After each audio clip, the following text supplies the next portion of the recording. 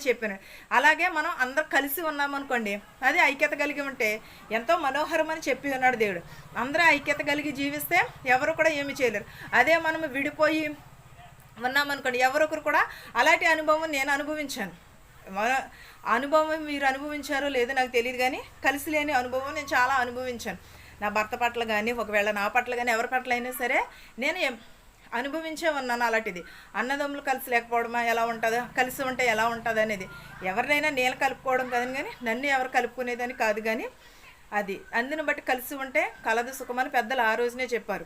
అలాగే అందరూ కూడా కలిసి ఉంటే ఎవరు కూడా ఏమీ చేయలేరు.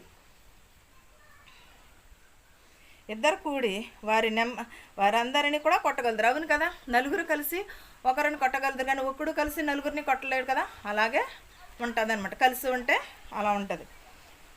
మూఢత్వము చేత బుద్ధి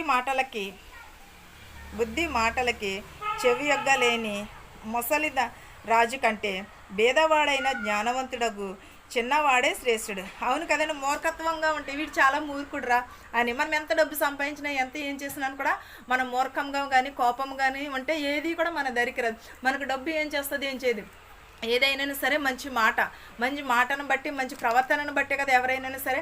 ఒకవేళ మనం దారంటే వెళ్తున్నాం అనుకో, మనం కోపంగా వెళ్ళామనుకో ఎవరైనా మాట్లాడతారా? ఎవరు కూడా మాట్లాడరు. అదే నవ్వుకుంటూ సరదా మాట్లాడితే మరి ఏం చేస్తారు? బాగున్నావా అని అడుగుతూ ఉంటారు.